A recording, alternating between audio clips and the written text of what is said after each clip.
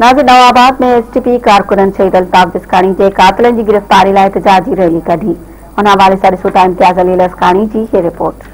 जी हाँ, अॼु नवाबाद शहर में एसटीपी कारकुननि पारां शहीद अल्ताफ जिस्काणी जे कातिलनि जी गिरफ़्तारी लाइ एहतजाजी मुज़ाहिरो रैली कढी वई आहे। वधीक उन्हनि खां पुछा गछा कंदासीं त मेहरान टीवी सां पंहिंजा वीचार कहिड़ा था वंडनि। अॼोको जेको असांजो एहतजाज आहे मुतालबो हुन में सिर्फ़ु हिकिड़ो आहे, सिंध तरक़ी पसंद पार्टी जो वाइस चेयरमैन शहीद सिंध अल्ताफ जिस्काणी जा कातिल जेके आहिनि सां गिरफ़्तार कया वञनि।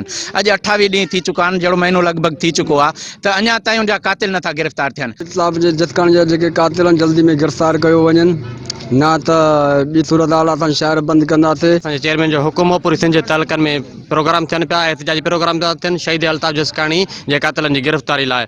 असां गवर्नमेंट खां इहो पुरज़ोर मुतालबो कयूं था त शहीद अल्ताफ जिस्काणी जे कातिलनि खे जल्द खां जल्द गिरफ़्तार कयो वञे। एसटीपी कारकुननि जो उन्हनि जो इहो ई मुतालबो आहे त शहीद अल्ताफ जिस्काणी जे कातिलनि खे फुरफुर गिरफ़्तार करे उन्हनि खे फांसी ते लटकायो वञे, न त तमामु मस्त कलंदर थींदी।